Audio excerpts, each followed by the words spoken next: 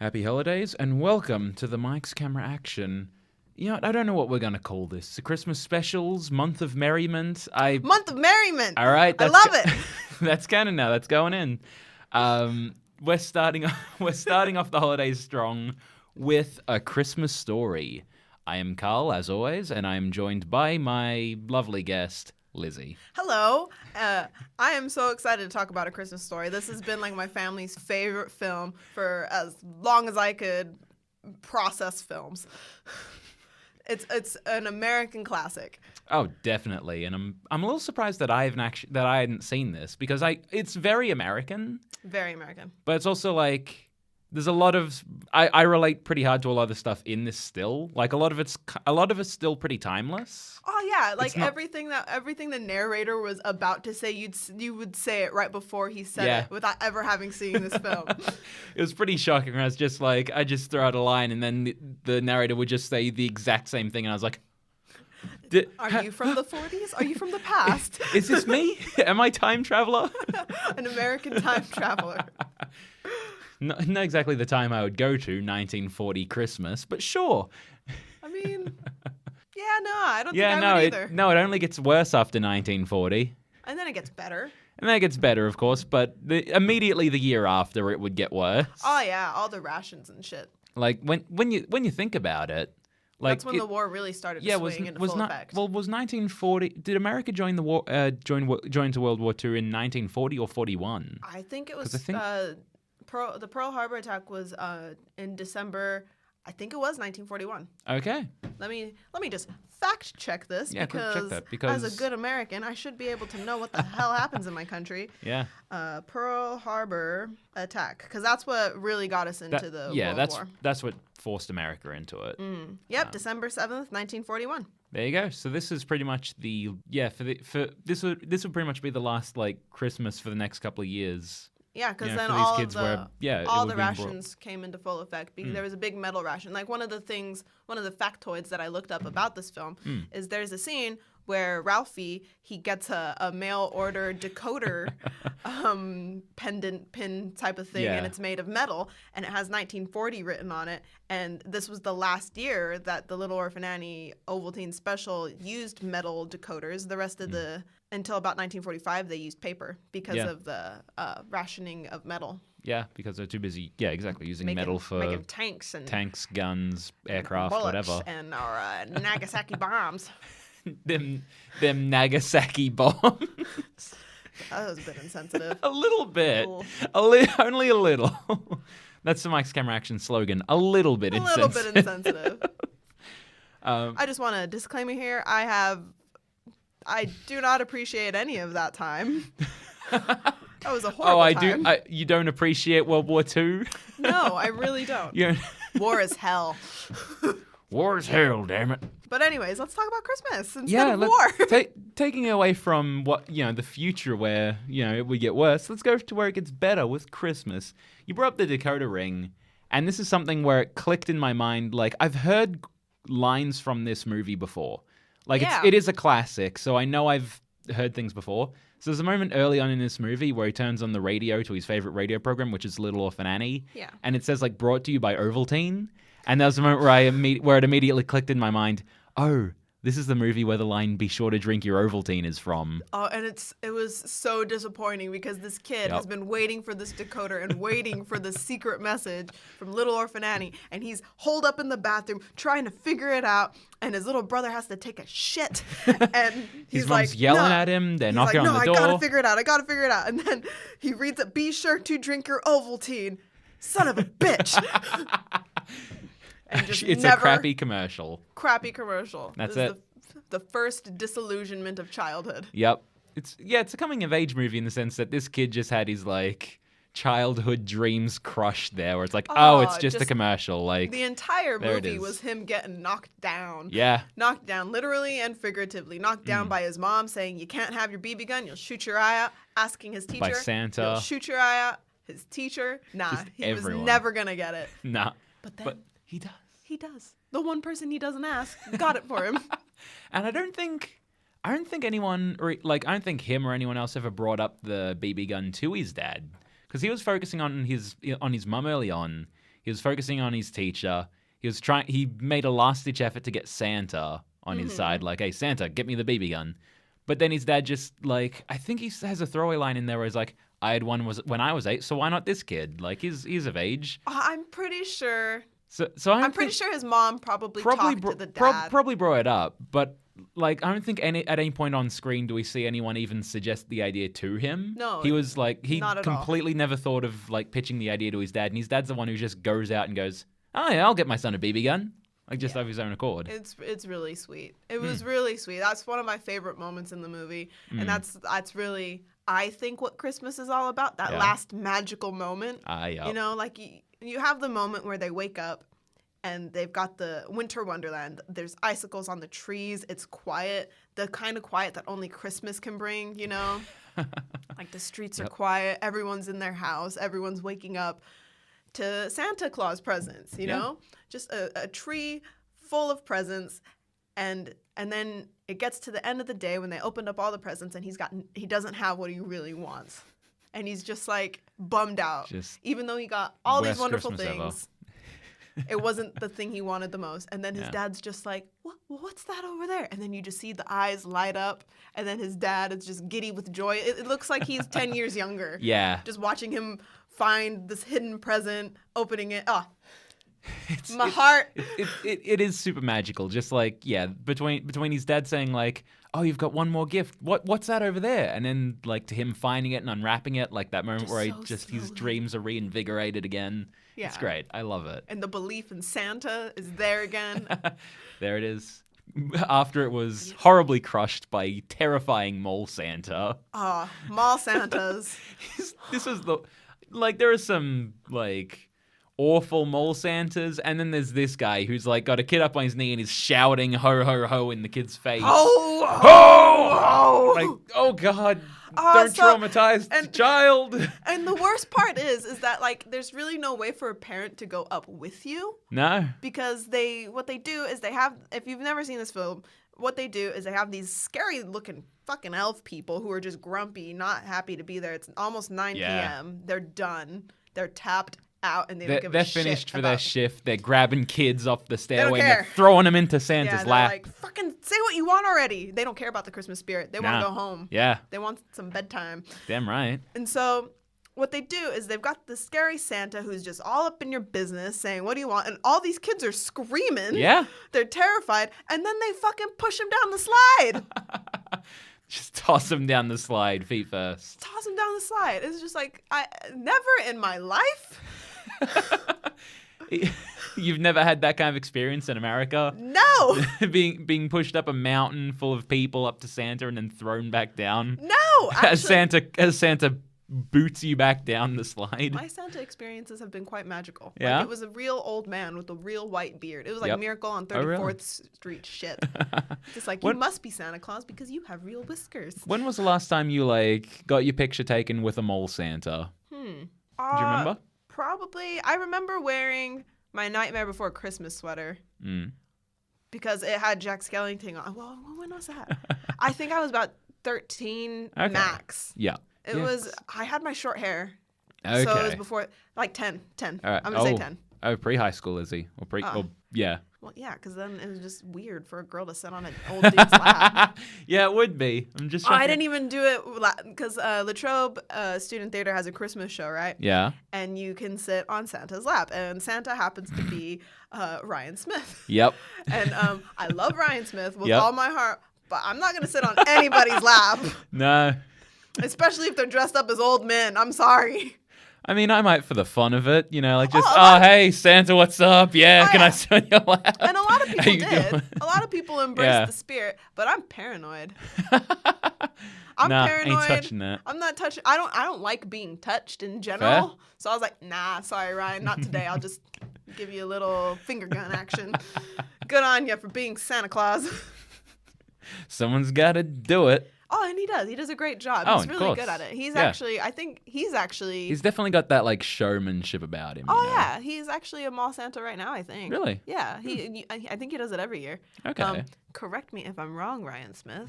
Leave a He's comment. not going to listen to this. You better fucking listen to this. I'm going to tag you in it so you do. Oh, shit. There you go. Yeah. We may have just acquired one more listener, Peter. Audience members, more of them. I get them by calling them out. Yeah, so anyway. Were there any scenes that stuck out to you the most? There's a great moment in this where it's just after Ralphie gets into this fight with his, like... Scut Farkus. Scut Farkus, the most ugly name of all time. He had for yellow just a horrible eyes. Kid. I swear they were yellow.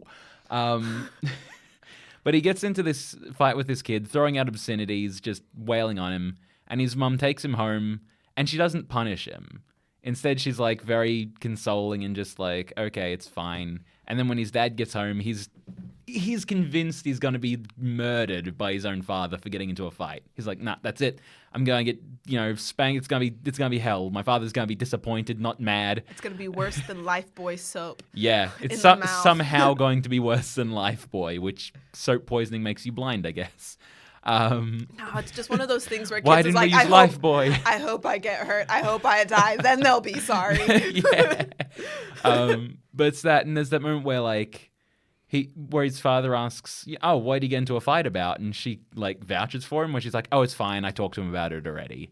Even though like there hadn't been she hadn't punished him by any means, but she's just like, "Oh, it's fine. You don't need to punish him. I've already done it." And there's that moment where he says like in the narration, and things were different between me and my mother after that. And I think that's like a really great moment where I feel like for everyone, there's a point for both of your parents where you stop, where that happens, where you stop seeing them as some sort of just authority figure and realize that they're a real person. They're a person who does care about you and who does love you. Not just someone who feeds you and punishes you when you do something wrong, but someone who really understands you. She understood he was having a shitty day. Yeah, exactly. It was horrible. Because this poor kid, he's feeling really shit. His last ditch effort was trying to convince his teacher to get him his BB gun, and he got a C+ on his paper. So not only did he get a shit grade, his teacher said, "You'll shoot your eye out," and he's walking home alone, feeling really shit, gets fucking plowed in the face with a snowball. Yeah. And he wears glasses, so it's stuck under his frame. Which is just the worst. Yeah. You don't even know. No, I went to the snow like a couple of months ago. It was like third time in my life I've done that. And ended up copping a snowball like while wearing sunglasses. And I was like, oh, this is how it feels. Oh, that's what it's like. Yeah, it's like stuck behind and it's cold, but it's the type of cold that kind of burns. Yeah. Yeah. It's not a good feeling. Yeah, it's not just like, oh, I'm chilly. It's wet and cold and burny. It's just the impact annoying. is horrible too. So yeah. And this kid, he's just like, fuck you, and then just beat. And this totally kid is wails on and him. Scut Farkus, he's huge. He's a big kid. He's big compared to these kids. Yeah. Yeah, I feel definitely older. Yeah, and it's just there's that moment when his mom comes and she's like, Ralphie, and he's still going at it, and then she looks at him and she says, Ralphie, and then he starts crying, and it's like, oh God.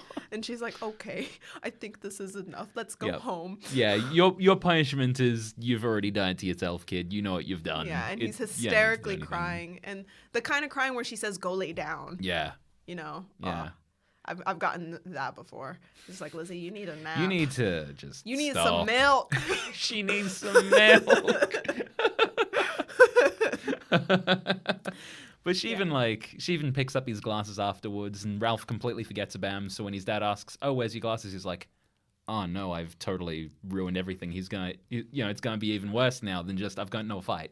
And then she completely covers and goes, "Oh, you just left him on the radio. Here you go." And it's like, oh, it's that little, she's too pure. That little secret moment that you only have with your mom or your dad. It's those little tiny secret moments you have with your parents that just make your relationship a little better. Yeah. As watching this as an adult, like I always related with the kids growing up because I watched it from a child. But watching it this year, I could see the parents' view and just like, oh, I would treat my child like this too. It was real good. I don't think I'd ever put soap in a child's mouth. No, that one did you ever get that as a kid, or you or your siblings ever get the soap in the mouth treatment? I don't know if Veronica and Sam ever did, but I definitely did. I was really? a fucking potty mouth. Are you, of like your siblings, where do you fall in? I'm the middle child. Middle child? So okay, my sister is 3.5 years older than me, and my brother is 6.5 years younger than me. Okay. So he's 18 now, and she's 28. Yeah. Yeah, she's turning 29 this year. And Veronica, she got she was a troublemaker in her own right. She did things that I didn't do. Yeah. And then Sam, same thing. We're all different kids. Yeah. But me, You're a shit stirrer and a half. I was a shit stirrer. I had a big mouth Yep. that could not be stopped by soap or my mom's hand. No Dove soap can stop me, woman. Yeah, but I really relate to the scene where he talks about the different kinds of soaps. And Oh, which ones really? you prefer. Yeah, because I've had a couple soaps. It's just like always just A little bit of sampling. yeah, just make sure you curl up your tongue so it's actually touching the bottom of your tongue and not your actual taste buds. Are you teaching our young listeners how to escape this punishment? Young listeners, curl up your tongue, and if you can't do that, just kind of hold it with your teeth. Don't But bite don't down. bite down. Don't bite Because it. then you'll get it stuck in your teeth, which was my rookie mistake. The first time I got soap in my mouth, Oh, that's I gonna be bit awful. down so I can hold it so I could keep my tongue back.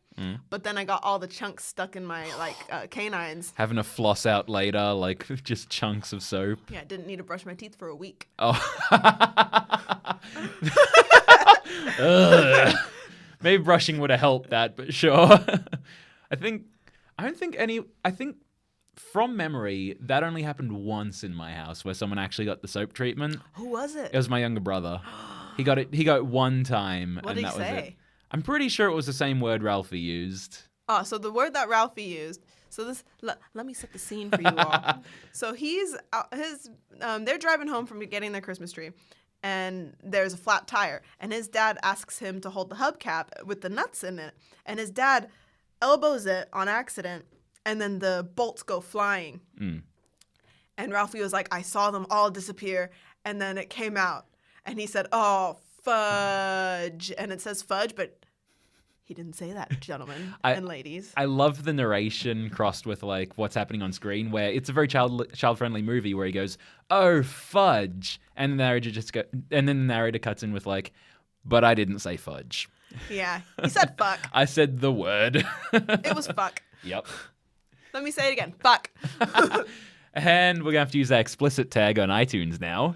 Hashtag fuck. Yeah. Yeah. So anyway, he says the word and then he gets the soap in his mouth and then But I don't. And it wasn't the last time. I think the first time I got soap in my mouth, I think I said bitch. Yeah. Yeah, I'm pretty What sure. was that over? I feel like I called one of my neighbor girls a bitch, Oh. which I mean she was.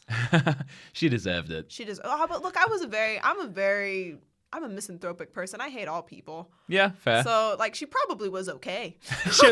Honestly, she's probably an upstanding person. She's but probably okay, but 10-year-old Lizzie, 8-year-old Lizzie was just like, she's a fucking bitch. I feel like maybe I said fucking bitch. Oh, okay. Maybe you I know went what? for a double whammy. That's bounds for a soaping. Well, my parents were really big on us not swearing at all. At least Yeah. my mom was. My dad.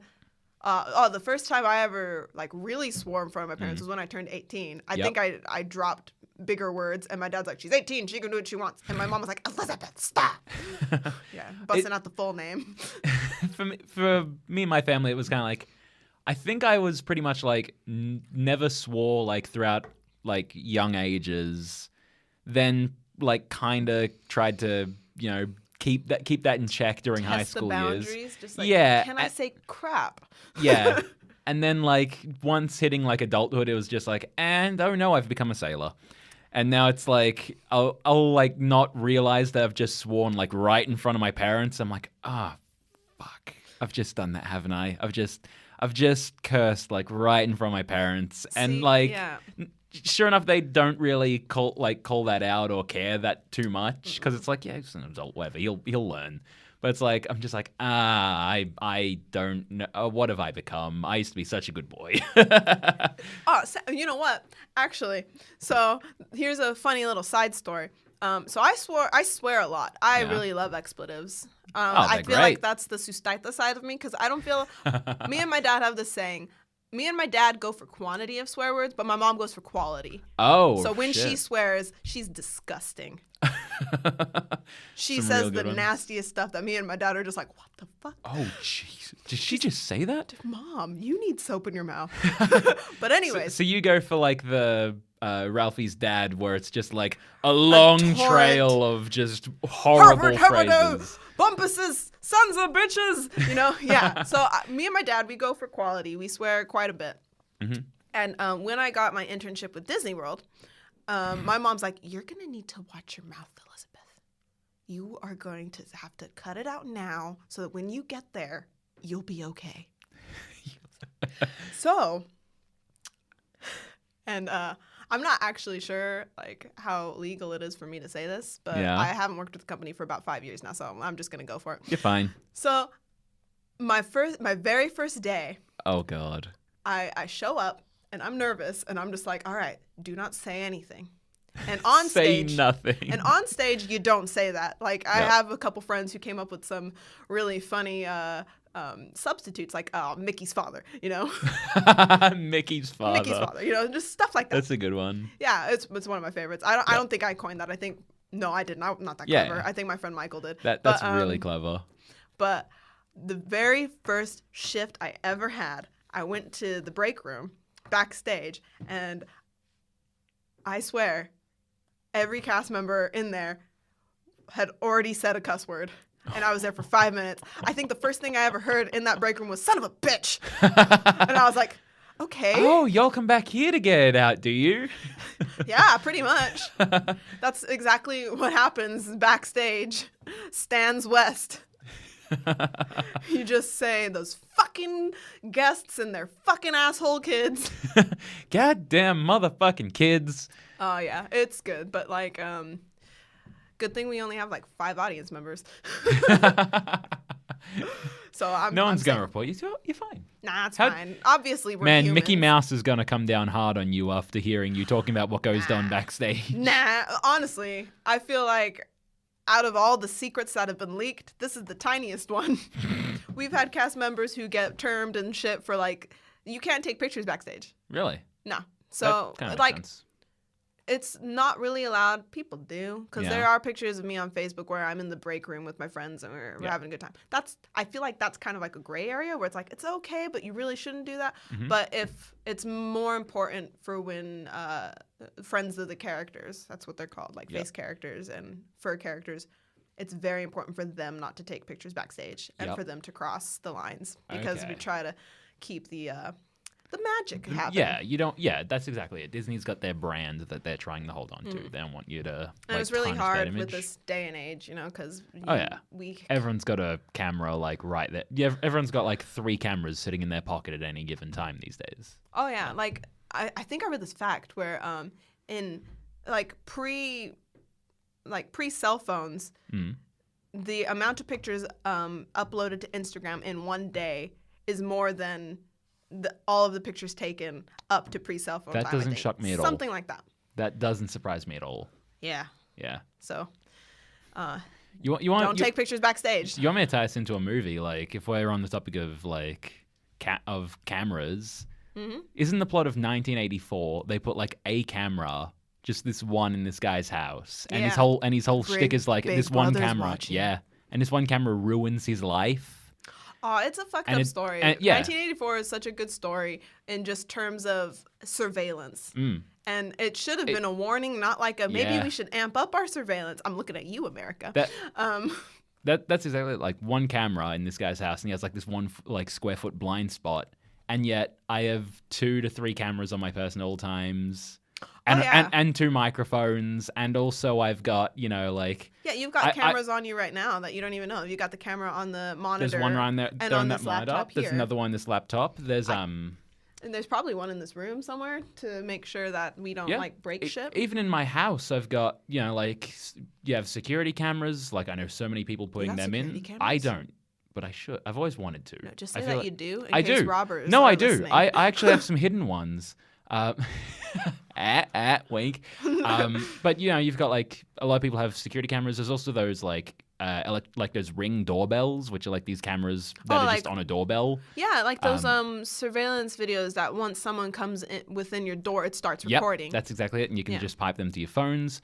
I've even got in my and I know so many people like this, where you've got your back room if you've got like, or not your back room, like your lounge room, if you've got like a console set up, like the new ones. Yeah, every Xbox One came with a Kinect. So I've just got at all hours, I have this Xbox One sitting there in my lounge room with a camera on it that's recording at all times. Like I can walk into that room and say Xbox on, and then it turns itself on. And it's like, well, shit, like Big Brother's watching. Yeah, but that's not the point of our podcast. No.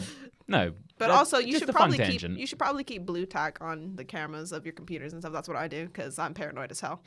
Fair enough. Like I can't do it on my phone because I guess I could. Camera. Get like a little cover. Like I'm sure there are cases that just have like a slide on and off thing on that. Maybe, but I Snapchat a lot. Oh yeah. You gotta let people know you're still alive at all hours of the morning. Well, yeah. Fucking hell, man! I almost got murdered last night. Yeah. Anyway. Terrifying walk. Yeah, so this whole movie I think encompasses a lot of childhood. Oh yeah. It's good. They've got very perfect little vignettes of things that happens I think in everyone's childhood. Yeah. Like you say your first cuss word in front of your parents and then you fucked up. The magic of a holiday. Not to say that because not everyone celebrates Christmas, but they know that magic of getting together with family on this special occasion. And it's even got another one of the scenes I really like is where it being one of the most memorable Christmases of the narrator's life, and it doesn't go to plan at all. Like a bunch of dogs break into the house, eat the turkey, and so they have to spend the night going out to what was a bowling alley is now a Chinese restaurant. Bowling, which you pointed out, and I was like, oh crap, that's genius. It was genius. It's really they turned this bowling alley into a restaurant, and this is the first time I ever noticed this because I noticed that it said bowling on it, but the W was out of the light, and then I saw on the door like the painted bowling, so they changed it into which is really the name smart. of the restaurant. It's crafty. Yeah. No, that's a life hack. Some good thinking, life hacks. Hack. I'm gonna do that if I ever open up a Chinese restaurant in a former bowling alley. Bowling. We serve ramen. But duck with the head still attached. It's smiling at me. And then chop it off right in front of him. Amazing. Then you've got I should insert it into the audio, but just the restaurant workers just singing "Deck the Halls." I'll do it. It's a joke that you couldn't do in a movie now. I will do it. Oh no, you really, really couldn't do it without someone getting upset. But I would be remiss to ignore because some of that stuff. It's still because it's still funny, Yeah, and so they're celebrating at a Chinese restaurant, and presumably this particular Chinese family doesn't celebrate Christmas, of course, because they're there working and the restaurant is open. So they show up for dinner because their turkey is eaten up by the sons of bitches Bumpus's dogs. Bumpus? Sons of bitches! So, the only Dingleberg. 2 swear words that are ever said in this movie is son of a bitch. Yep. And got their one use out, Yeah, it's one by Ralphie and the other one by the dad about the fucking dogs. Yeah. Because he hates them. And even when Ralphie gets his BB gun, his mom's like, don't shoot animals and don't shoot at people and shit. And his dad's like, except the dogs. Shoot the dogs. The neighbor's dogs. Because they have, 785 of them? Yeah, and exactly. So, point being, they go to this restaurant, and these people, bless their souls, they have very thick accents, so they can't say the L's. And they're trying to make this a memorable holiday for these people, so they're singing Deck the Halls, but they're saying fa ra ra ra ra, and then Deck the Halls with bells of horror. Jingle bells, and it's just like, oh honey, and then the restaurateur, the guy is like, no, it's not ra ra ra, it's la la la, and then he's like, you know what? Just bring out the food. Yeah. Just bring out the food. Just back into Just the stop. kitchen, guys. Just knock it off. And it's beautiful. It's just, and this movie is so full of quotable quotes. Oh yeah. My favorite being, when I told my dad that we were doing this for the podcast, the first thing he said to me was like, fragile, must be Italian. Which was, that's like, if I show this movie to a person and they don't laugh at this joke, I just don't like my estimation of their fucking personality. My honor for them has just dropped a little bit. If they don't like the fragile joke, you can get the fuck out of my life. Fragile. Must be I love that Italian. one. I think it says fragile, honey. It's still good. It's amazing. And then the leg The lamp. lamp is the worst. It's You a mean the major. best. He's so proud of this lamp, and he didn't even know. Like, he gets this major award. Like, he wins this. Like some. It's a crossword award because in Yeah. the first scene when they're at the table eating, he's trying to do the crossword puzzle and he says we could get $50,000. So he places and gets, I guess, maybe the lower tier prize, which was a plastic lamp shaped in a woman's leg covered in fishnet stocking. It's the tackiest, most ridiculous, awful thing you could possibly put in your front window. And he does it anyway and And he says puts it's it a right there. major award. It's beautiful. Look at it, guys. Look at what I've won. Like, it to him, that thing is a trophy to be mounted on a trophy rack and shown to the world.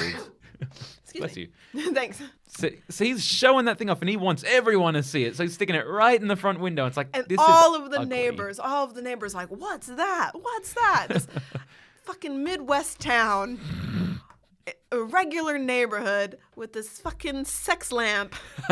Because, like, it's not just a woman's leg in a high heel. Like, you see the bottom of her butt. Yep. Like, there's the curve right of there. where the butt would be, and then the lampshade, which has, like, it's a gold lampshade with black fringe. It's amazing. I think my brother has a mini version in his dorm room. That is horrendous.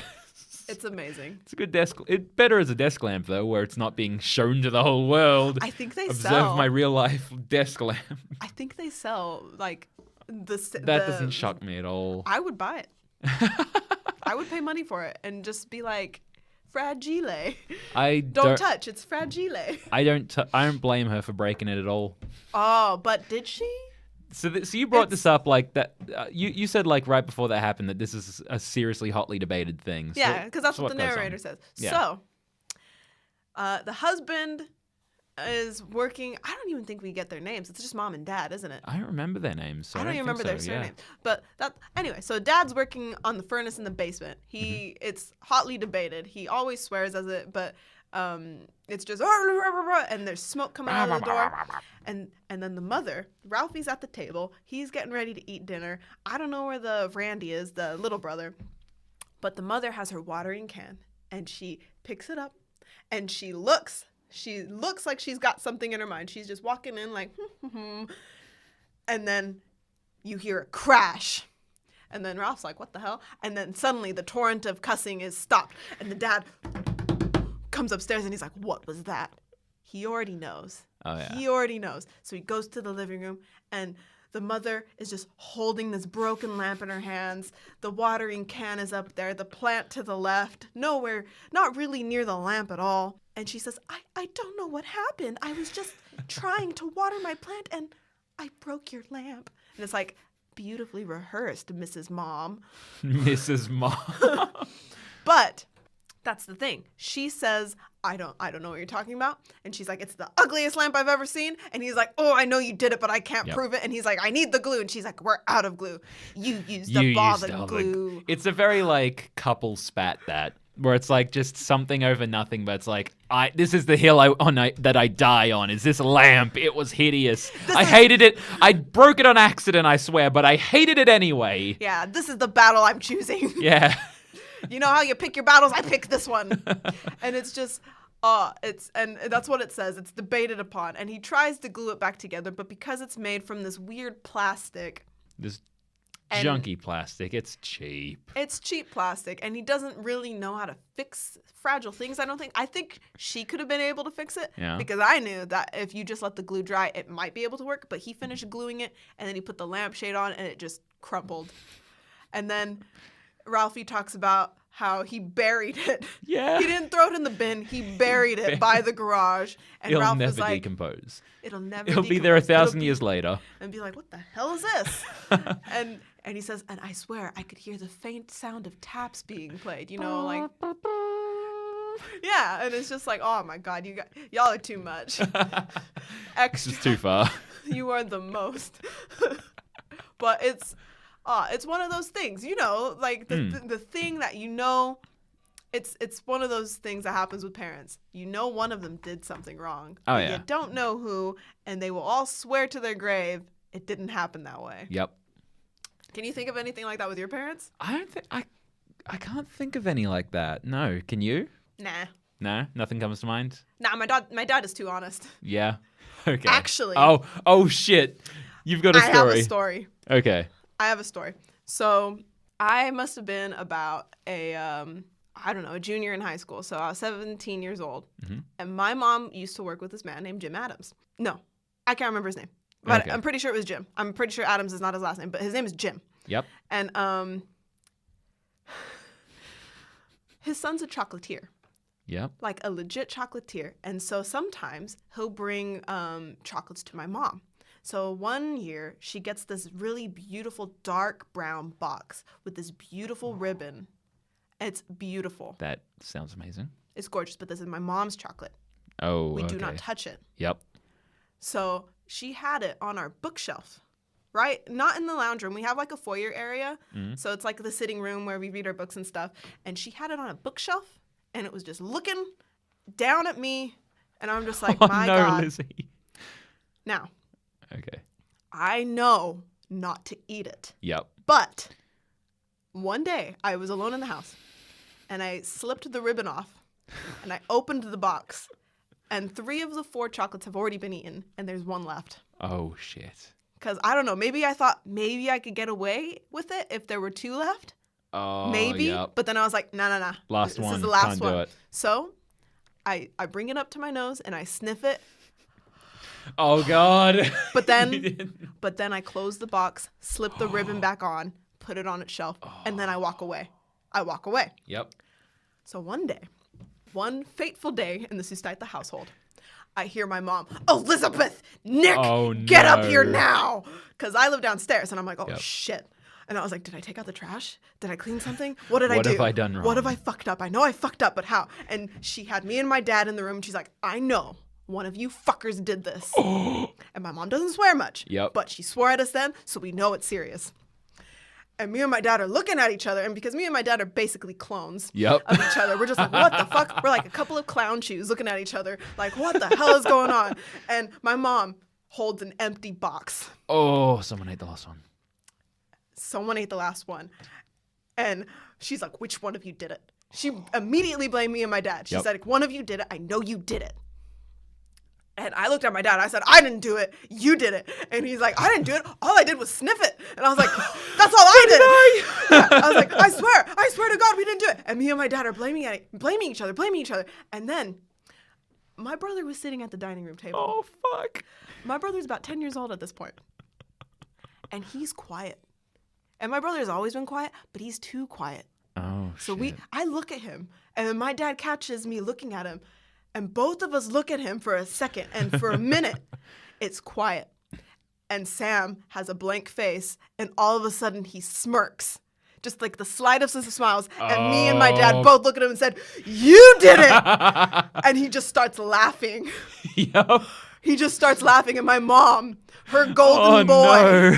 She never even thought to blame him. I don't even think he could really reach it at this point, because he was short. We've had to get a chair involved. I think he got a chair involved. Oh, he put in effort. The thing is that he ate it, but he put the ribbon back on the box too. Oh, that tricksy motherfucker. He did it. Although, in all fairness, you would have done the same. I didn't, though. I didn't. It was the last one. Yeah. I don't even think I would have done it. But if there were 2, would you have? I'm not sure. I think I would have been really tempted. I think maybe I would have kind of scraped off a little bit with my fingernail and just sucked on it a bit. Been like a little scavenger. But I'd never. It's my mom's chocolate. Yeah. This is special chocolate. This isn't fucking Hershey's. Ain't you, man. And this was one of the hottest debates me and my dad had for the longest time. I think I even mentioned it when I moved back because Sam never really admitted to it. He just laughed. Oh. But when I went back home last few months ago, I was like, you fucking ate that chocolate. And he's like, yeah, I did. And it was good. It was good. Yeah, I did. So that was... And she'll never believe you. Oh, I don't even think she said anything. I think she just closed the box and went to her room. She was so mad because she was like, I was saving this. I had a really shitty day, Liz. I had a shitty day and I was looking forward to this chocolate and it was gone. And I was like, I didn't do it. I wish it were me, but it wasn't. Then we could solve this case. Yeah, but that is one of the hottest debacles in our family. The day the chocolate was gone. Damn, it tore this family apart. I think the box still exists. I think it's still really? around. I don't think she threw it away because my mom holds grudges. So she's just it's there as proof forever, open, ready. My brother's betrayal will never be forgotten. And the day me and my dad, he was gonna let us take the fall. Yeah? He was just sitting there waiting for one of us to be like to just one stumble. of you to crack. And it was just like, we can't crack because we're ridiculously honest. Yeah. Like, we can't hold a secret at all. It's just written all over our face. And it was just like, oh, I don't know. We look like a fucking couple of Three Stooges. It was the Two Stooges. It was fucking Curly and Larry looking at each other. Just like, the great mystery. And it was fucking Mo the whole time. Oh, man. He's sitting there getting away with it all. I'm still upset. He was going to let us take the fall. Years later. This was nearly 10 years ago, and I'm still mad. But never. I don't think I'll ever be as upset as my mom. No, you couldn't be. She just lost that amazing chocolate. That was her leg lamp. Buried the box outside. Play the last post. In the arms of the angel. Oh, man. Fucking asshole. This cruel, cruel world starts playing. All around me are familiar faces. I don't think he regrets it. That's the thing. He doesn't regret it one bit. No punishment came to him, so. I don't think so. No, I think my mom was so mad she didn't do anything. Oh, shit. That's a fucking rare occasion. Because me and my sister, but Sam was the golden boy. Like, the punishments he got never really lasted. He's just, he's too good of a kid. He doesn't Youngest child? Yep. Yeah. No, I get that. Totally got away with it. Yeah, totally got away with it. But I think, honestly, he's a good kid, too. I think he made up for it in some way. I'm sure he did. Because he's a good boy. Took out the trash for months. Yeah, right. That was my job. He doesn't do shit around the house. Man, is your little brother my little brother? Probably. All little brothers. No, he's... Now, don't put this in your show, but okay. My fucking brother, leave it. My brother. It's staying in. The little fucking shit. So me and my dad are clones of each other. Yep. Sorry. Me and my dad are clones of each other. Me and my brother and my mom are clones of each other. Okay. So they're passive aggressive as hell. Me and my dad, we're just like, what the fuck is wrong with you guys? Just tell us what's wrong so we can fix it. And then we have our bursts of anger and then we're okay. But they simmer. Oh, God. My mom and my brother, they simmer. And then you think the fucking issue's over, and then they're just being shit-faced at you, and you're like, what the hell's going on? Oh, you're mad at that? I'm over that. That was yesterday. It's fine. That was like 2 hours ago. Get over it. It's already in the past. It happened already. Move on. But anyways, one of the things that my brother and my mom really get, really butt heads on are the dishes. So my mom's like, Sam, do the dishes. And this fucker, this little shit, says, I don't feel like it. Don't want to do them. And it's like, I remember the first time he said that. It was right after I came back from Florida. I was 20 years old, 21. And he said that to my mom. And I looked at him. And I looked at my mom waiting for the fist to fly. The hand of fury. The chancla, I get that reference. Yeah. Yeah. I was waiting for the fury of mom to come down, and she just looked at him. The hand of God. The 5-finger death punch. She looks at him and says, I guess they won't get done then. Oh, God. And me and my dad look at each other, and we just blink, because we're just like, what the fuck does that mean? Are they going to get done then? Next day, they're still not done. The pile's up. And then I get pissed off, and I'm just like, fuck it, I'll do it. So I do it, and then it's like, Sam, it's your turn for dishes. He's like, nah, not doing them. And I'm like, why? So I guess they won't get done then. I guess they won't get done then. And then my dad is just like, God damn it, Lizzie, let's do the dishes. So me and my dad have to pay for their passive aggression. Yep. No, I totally get that. I'm like, Jared, laundry, it's got to be done. And he's like, no, you can do it. And I'm like, well, half of this shit's half of this shit's yours. Here's your shirt from work that you've got to wear tonight. You know, go ahead and do it. And he's like, no. It's like, well, you know what? Then fucking I'll do it. No. I'm the only one around who, so I'll fucking do it. Don't do it. Let him go with the dirty shirt. I did that with my brother. He had not just dirty. It's got to be hung out, man. It's wet. Oh yeah, it's true. we have dryers in America, and we use them. I have a dryer, but screw that. Hang that shit out. It saves power. Thrifty. Guys are so. I think that's one of the biggest culture shocks for me is like the non-use of a dryer. When I first moved into like a house, there was a washer, and I was like, "Where's the dryer?" Because I hang out the clothes that will shrink if they go in the dryer. Yep. But you hang up everything. Pretty much. I own a dryer, but it's only used really during winter. Nah, I use it. I want these clothes dry, and I want them dry within an hour and 30 minutes. Dry and warm. Yeah, I will dry them during winter, and I will lay in them like a cat. Yeah, but anyways, so no, I don't do his laundry. And my God, I've seen his room. I've seen your room, Sam. That's the problem. I'm embarrassing you on public television. That's the problem, though, because if you I don't share a room with them, though. I know, but if you let it slide, it just piles up. Yeah. Like they're not I don't feel like anyone's gonna learn a lesson by like, all right, fine, your clothes won't get washed. He'll just buy new clothes. He'll just wear something different or wear something dirty, and then I'm gonna have to deal with the smell because he's gonna be sitting there in the same room as me, and I'll be like, "You stink. Are you wearing the same pair of underwear 3 weeks in a row?" Yeah. That's disgusting. I just shame him. I let him go to work with this dirty ass apron because he worked at Subway. I don't know if he still does, but he worked at Subway. He's like, I fucking forgot to wash my apron. I was like, well, guess you're going to work then. And then my mom, she's like, Sam, did you go to work with the dirty apron? And he's like, yeah. Yeah. And my mom she's shaking her head, and I'm like, well, I'm not washing it for him. He's fucking 18. He can get right on it. Look, I've done my time. I wash my clothes, and fucking hell. I don't do it. I don't do it. If he has dirty clothes in his room, fucking live with it. You live in your nasty filth.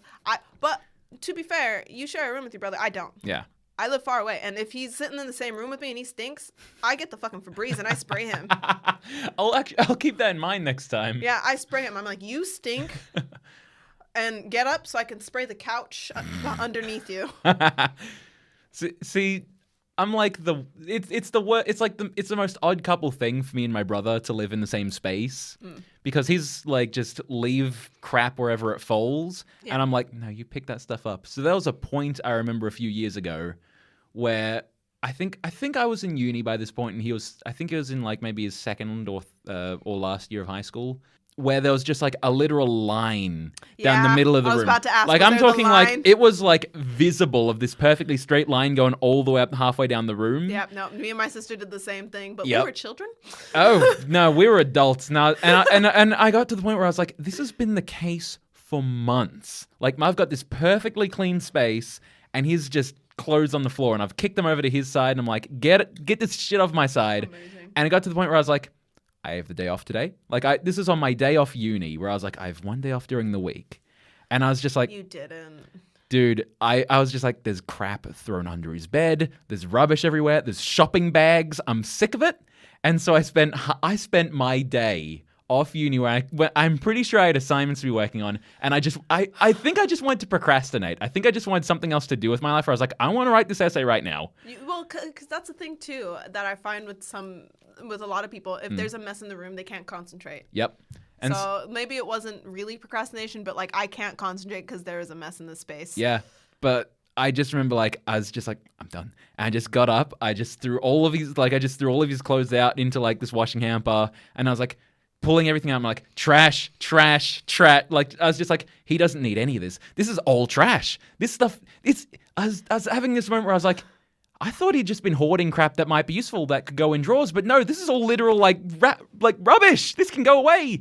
And I was like going through all these boxes of like just random crap, and I was like, oh my God, none of this is. I was having like this moment where I was like, how is it possible that this is built up? And so it's fucking possible. Yep. And then like that evening at like 4 o'clock when he gets home from school, I was like, this is what I have done. And I was like so mad at him. I was like, I handed him like a little trash bag and I was like, this is what I pulled out from under your bed. This is your problem.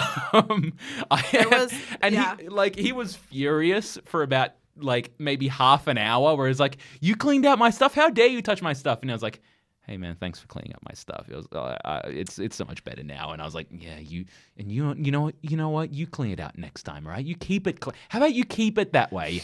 And you know what? How long did it last? It lasted about a day. Yep. before I looked back and I was like, that's a chip packet. Yep. Fuck you. And I haven't done it since, but Good. it really needs to be cleaned out. And I badger him about constantly where I'm like, dude, there are 5 just like reusable shopping bags. Are you buying new ones? Look, the reusable shopping bags, I always forget to get them, so we have like a bag full of them. Yeah. But I have so many reusable shopping bags. I don't think any of them have been used twice. I don't think so either. But I have a similar story. Yeah. We're going to talk about Little Brothers because, this movie is also about brotherhood. This you know what? This movie is about like Ralphie and his little brother. And you know Yeah. what? Honestly, I think sharing stories about little brothers, it kind of fits within our theme of, the coming of age stories. Because I was thinking about it and I was like, nah, this goes with it because Ralphie's little brother is a shit and they fought. Yeah. Anyways, I have a similar story. Me and my sister used to pick up my brother's room a lot when he was growing up because we were so much older than him and he used to just keep his toys everywhere, so we cleaned it up. Yeah. I think I was about 14 or 15 when I cleaned his room for the last time, and I've never looked back. I don't know if my mom has done it for him since, or my sister, or what have you. I don't think anybody's done it because his room it was a fucking sty when I left. This was the last time. I think it was me, my sister, and my mom cleaning it because we were like, it needs to be done. This boy, not only does he keep like all of his clothes drawer open with dirty and clean clothes hanging out. Oh, God. And then the floor is just full of also clothes. And I think this is the time where he still had some toys and stuff. So he had toys strewn along the room. And it was baffling. Like, because I'm a pretty cluttery person too. I can be a bit messy. I know I can leave clothes in corners and my makeup desk is just like, I need to keep it all out so I can viscerally see where everything is. So I get it. Yep. That being said, I do not understand having like war flashbacks because I remember what fucking was the last straw for me. Yep. So we cleaned under his bed. And of course there's like bottles of water under his bed. I think that's what is in everybody's room. It's like they have one bottle of water and because they're so he's much more eco-friendly now because his girlfriend now is super vegan, super non-plastic, so he doesn't use plastic bottles anymore. But he had like 10 in his room. Oh. But not only did he have that, he had candy wrappers. I swear, I filled up like a Walmart bag of candy wrappers. But not only that, this is what really fucked me up. Yep. He had half-eaten cupcakes under his bed. Oh, no. And like, there's food. And like these cupcakes weren't fresh. They were hard. And they weren't even finished. And it wasn't just one. It was 3. Oh, my God. Where did he get these cupcakes from? I don't know. I have no possible way of knowing when the last time we had cupcakes was. Because surely he got it from us because he's fucking 12 years old. Did he get them from school? And if so, why didn't I see? I pick him up from school. I don't know where he got these cupcakes from. But there were 3 under his bed, they were half-eaten, and they were rock hard. And we had to clean up his room because it was nearly summer and fucking ants. Yep. I was when you mentioned that, I was like, there's going to be ants under there, wouldn't there? Like, you're right in the edge there. I don't know if there's ants in his room. I get a lot of ants in my room because I live in the basement, so I live I live in the dirt. Yeah. I'm a dirt dweller. So I get ants all the time, and crawling. I spray that shit. I leave the spiders alive so they can eat the ants. That's how much. I don't even really like spiders. I don't think anybody really does unless they're like. Them, I mean, they are people out there. Weird, they exist. Strange people, those. Yeah, but I don't really even like spiders. But I keep those fuckers alive so they can kill ants because I hate ants more. They don't sleep. They don't sleep, and they have a smell. Fair. But that was the last straw. I was like, nah, Mom, I'm not cleaning this room again. He does Wild himself. horses could not drag me to clean this room. I will not do it. He is 12. He can do it himself. And I don't think he ever has really cleaned his room. Yep. When it gets too messy, and too hot in his room because he lives upstairs and I lived in the basement where it's cooler, he'll go downstairs to the basement and sleep in the game room. And my mom calls it his hotel room. And then he makes a mess there. Oh, God. It just follows. Sorry, I'm airing my dirty laundry out for public. Sam, Quite literally. I hope this shames you into cleaning more. Really, just clean, people. Come on. It's like we're not telling you to be sterile, people. Like, clean No, everything and sanitize. Don't leave your crap out. Don't leave fucking cupcakes under your bed, maybe. Maybe throw away the wrappers when you're done with them. I feel like that's a great note to end the podcast on. I think we spent half of it talking about like our childhood, like our. You know we what? just Honestly, stopped talking about brothers and started talking about fucking. We stopped talking about the movie and started talking about our brothers. you know what? I think that's fine for like Well, like yeah, that's because- you know what? Christmas is about spending time with your family, right? Yeah, and like, look. Speaking of annoying little brothers, Randy was a little shit Little in bit. the movie. He wouldn't eat his food. Yeah. Who doesn't Oh, eat God. food? He. Tell him, Carl. The only way his mother can coax him into eating meatloaf and mashed potatoes is by trying to be like, so how do the pigs eat, Randy? Show us. Oh, and it's just the most disgusting thing ever. He's just got like food up his nose. It's all over his It's face. all over his like Bib. bib. He has to wear a bib. He has a bib on. He's fucking 6 years old wearing a bib. This kid. So temperamental and annoying. At Yeah. least his mother got a kick out of I it, can't but put Jesus. my arms down. Can't put my arms down. My endorsement is watch this movie, especially if you It's have really like good. like if you're an only child, like you're probably going to enjoy it anyway. Yeah. But if you definitely have a younger brother, you're gonna be like that fucking little shit, and Sitting then just there remember hiding under the everything you cupboards. did. He's gonna kill Ralphie. Randy can clean it up. He did it last year. He can do it again. Yeah. He can damn well do it again. Yeah, but brothers, Yeah. just fucking clean up your side of the room, man. It's not that hard. The basket is right there. Join us next week for our discussion of Home Alone.